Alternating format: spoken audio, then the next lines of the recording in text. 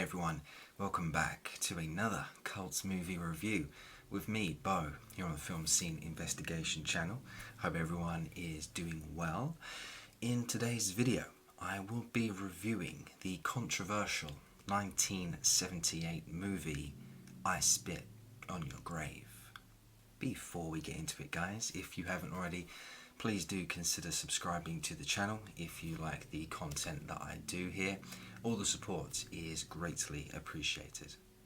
So, I Spit on Your Grave from 1978 was this brutal revenge movie that starred a young Camille Keaton in the lead role. It marked the feature film debut for filmmaker Miyazaki, who wrote and directed the movie. Behind the scenes, Zaki was romantically linked with Camille Keaton, which led to their marriage in 1979.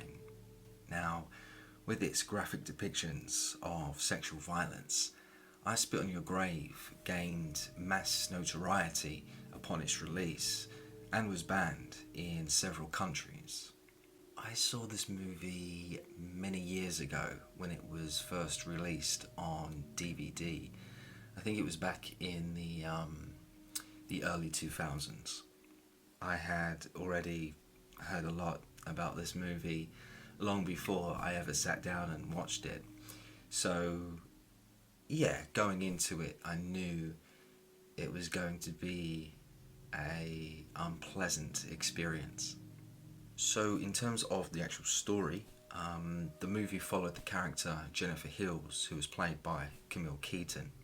She was this aspiring writer from New York who was in the process of writing her first novel.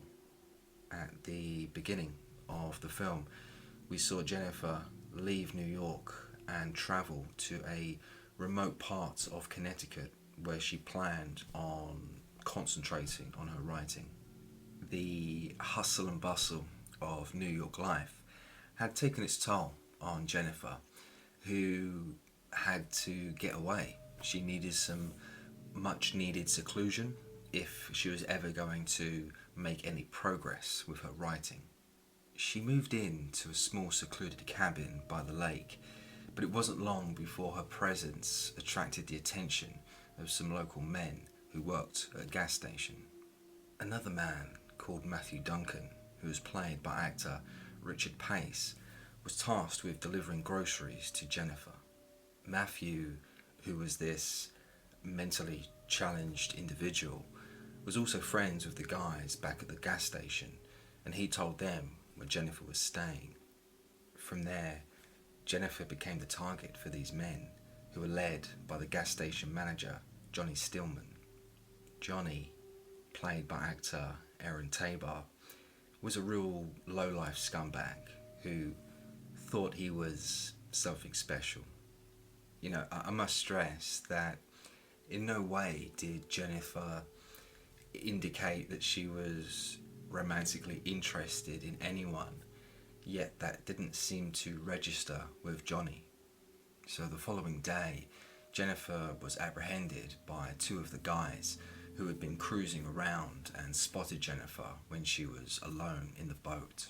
She was all by herself. She was easy pickings, and with nobody else around, they decided to go ahead. The guys dragged Jennifer out of the boat, and what followed was this long, drawn-out sequence depicting the brutal sexual assault. She was held down on the ground. She was held over a rock. I mean, she was, held down like a dog and assaulted several times.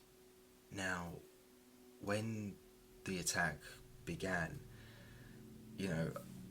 I remember watching it for the first time and having a real kind of bad feeling in the pit of my stomach. I could see it being played out in front of me, and yeah, it was just very, very disturbing. And just when you thought that the brutality was over, the sickos then followed Jennifer back to her cabin and carried on with the attack. And I should praise the director here because he lulled the audience into this false sense of security before suddenly returning to the violence. It got me for sure. I was shocked, and you wanted to see Jennifer make that phone call. You wanted Jennifer to get help, and then the guy showed up, and it was like, here we go again. By the end of it, you detested these guys. You hated their guts. These scumbags who reveled in the sadistic treatment of Jennifer. Yeah, just a very tough sequence to sit through. But I guess, in a way, the payoff to all the sexual abuse would have then been the slow and painful deaths of the men that were involved. After the assault, Jennifer took some time to regroup and contemplate her next move. She, of course, should have done the right thing and called the police and reported these men and taken the proper procedures. But Jennifer had other ideas about murdering the men that attacked her. She wanted revenge, and once she made that decision, there was no going back for her. What came next were the systematic killings by a woman who was hell-bent on revenge. Now, as mentioned, this movie gained a lot of controversy when it was released over its depictions of extreme sexual violence. But another controversial aspect that seems to get overlooked was the treatment of the character Matthew, who was played by Richard Pace. Matthew was mentally challenged, he was mentally disabled, and clearly a vulnerable person and not really a threat to anyone. Just taking a step back for a moment and seeing kind of like an overview of what happened to Jennifer, it's safe to say that Matthew was no doubt roped in to the attack by the other guys who egged him on. And because he was pressured into joining in with the attack, an argument can be made on whether Matthew really deserved to be killed by Jennifer. Can he really be blamed for his actions given his mental state? Is there a case to argue diminishing responsibilities on Matthew's part? It's a very interesting argument to make. And I think one thing is for sure is that Matthew definitely didn't have the capabilities to carry out the assault by himself. He wasn't an outright threat to anyone. Jennifer was so intent on revenge, she couldn't distinguish between right and wrong. She couldn't grasp the fact that Matthew was also a victim in all of this. And with that, I have to credit the director for adding this Matthew character into the story. Matthew's involvement added a new and intriguing aspect to the story. And, I like that because ultimately life isn't black and white. There are many shades of grey. The movie was also heavily criticised for its exploitative nature of sexual violence. Critics at the time said the film would titillate audiences and was, basically not fit for public consumption. Now, while I agree that the film was exploitative with its depictions of violence, I don't agree that the film intentionally sexualized Jennifer's attack in any way. I found the assault, to be very disturbing, and I also think that many people would feel the same way. So yes, criticise the movie if you must for its violent ways, but don't make out that the filmmakers were making some pornographic, sequence. Anyone who actually got sexually aroused by Jennifer's attack are clearly sick and twisted individuals who don't represent the general movie audience. Now, when it comes to performances, I have to praise actress Camille Keaton for her work in I Spit on Your Grave. From the way she spoke to the way that she carried herself, I really bought into the idea that she was this intellectual writer from New York.